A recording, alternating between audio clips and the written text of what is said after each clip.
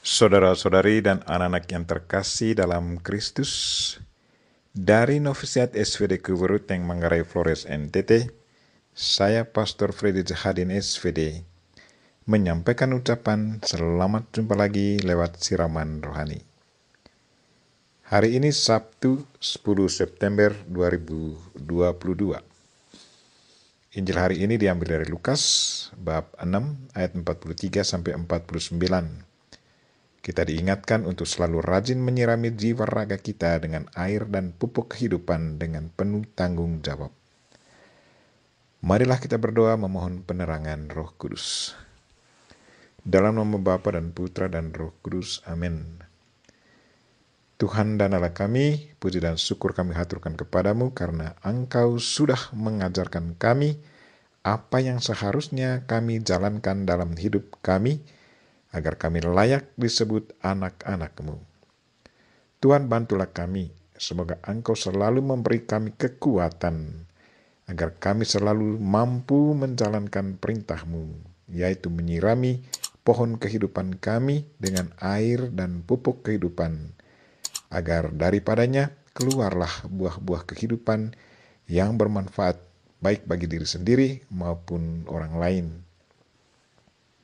Tuhan, utuslah Roh Kudus-Mu, terangilah pikiran dan hati kami, agar sabda-Mu yang akan kami dengar dapat kami pahami dengan baik, dan isi pesan-Mu dapat kami hayati dan amalkan dalam hidup harian kami. Doa ini kami sampaikan dengan perantaran Kristus Tuhan kami. Amin. Tuhan sertamu dan sertamu juga. Inilah Injil Yesus Kristus menurut Lukas. Dimuliakanlah Tuhan. Yesus menyampaikan wejangan ini kepada murid-muridnya. Tidak ada pohon baik yang menghasilkan buah yang tidak baik. Dan tidak ada pula pohon tidak baik yang menghasilkan buah baik. Sebab setiap pohon dikenal dari buahnya. Karena dari semak duri orang tidak memetik buah ara. Dan dari duri-duri orang tidak memetik buah anggur. Orang yang baik mengeluarkan barang yang baik dari perbendaharaan hatinya yang baik.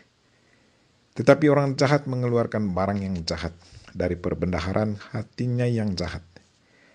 Sebab yang diucapkan mulut meluap dari hati.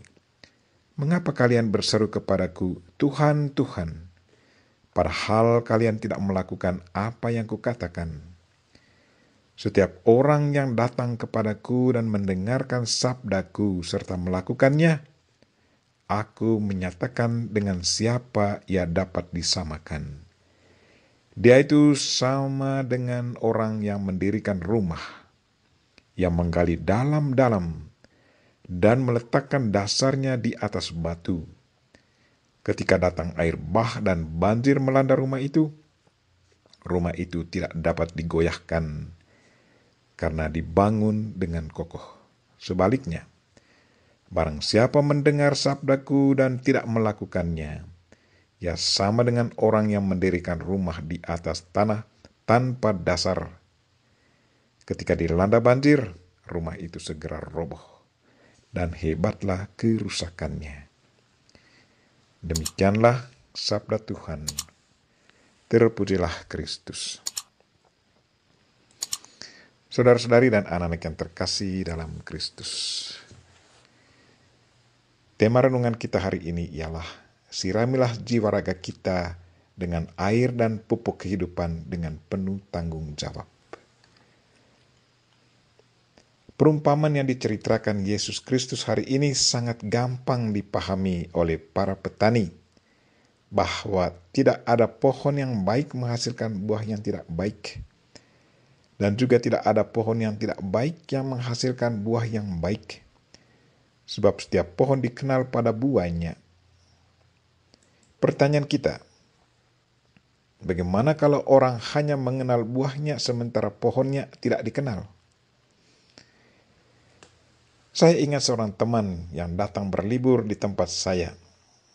Setibanya di tempat saya, dia berjalan keliling melihat perkebunan saya. Di kebun ada pohon kopi, pisang, pohon advokat, dan nenas. Sewaktu dia melihat buah nenas, sambil memegangnya, dia bertanya kepada saya, "Freddy, apakah ini nenas?" Saya menjawab, "Ya, itu nenas." Kemudian dia mengamatinya dengan baik sambil mengangguk-anggukkan kepalanya. Saya amati dengan baik dan saya juga bingung mengapa dia mengangguk-anggukkan kepalanya. Saya bertanya padanya, "Ana, apa yang membuat engkau mengangguk-anggukkan kepalamu?"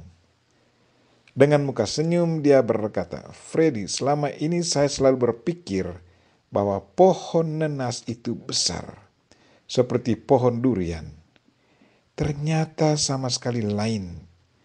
Baru kali ini saya melihat pohon nenas. Ternyata pohonnya kecil. Setiap pohon hanya menghasilkan satu buah." Kemudian dia tambahkan lagi, "Ternyata tidak semua buah nenas berukuran sama. Saya amati bahwa ada yang besar dan ada yang kecil. Mengapa ya?" Tanyanya kepada saya. Saya menjelaskan kepadanya bahwa besar kecilnya buah nenas tergantung dari humus tanahnya. Kalau tanahnya subur, pasti buahnya akan besar dan segar. Tetapi kalau tanahnya kekurangan humus, maka pohon nenas akan kerdil dan buahnya akan kecil. Kalau kita mau memperoleh nenas yang besar dan segar, kita harus memberi pupuk dan rajin menyiraminya. Dengan memberi pupuk dan air, itu berarti kita memberi makanan bergizi untuk pohon nenas. Makanan bergizi akan sangat membantu pohon nenas bertumbuh sehat dan segar. Dari pohon yang sehat dan segar pasti akan keluar buah yang sehat dan segar juga. Hal yang sama terjadi dalam kehidupan rohani kita. Kerohanian yang sehat dan segar keluar dari kerja keras dari pribadi yang rajin memberi makanan dan minuman rohani kepada jiwanya. Kalau orangnya selalu menyirami jiwanya dengan siraman rohani yang bergizi, maka dengan sendirinya pertumbuhan jiwanya akan sehat dan kuat. Dari jiwa yang sehat dan kuat pasti bermunculan buah-buah jiwa yang sangat membahagiakan, baik bagi pemiliknya maupun bagi orang yang membutuhkannya. Marilah saudara-saudari dan anak-anak yang terkasih, rajin-rajinlah menyiram jiwa raga kita dengan air dan pupuk kehidupan, memberinya makanan yang sehat agar jiwa raga kita bertumbuh segar dan kuat, sehingga bisa menghasilkan buah-buah kehidupan yang sehat juga.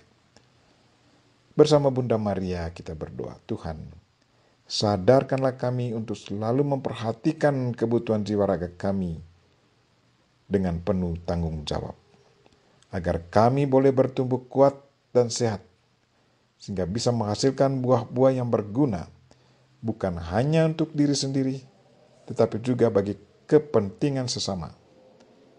Doa ini kami sampaikan dengan perantaran Kristus Tuhan kami. Amin. Marilah kita mohon berkat Tuhan. Tuhan sertamu dan sertamu juga.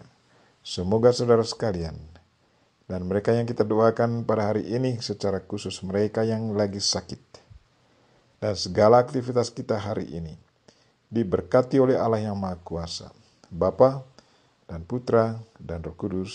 Amin.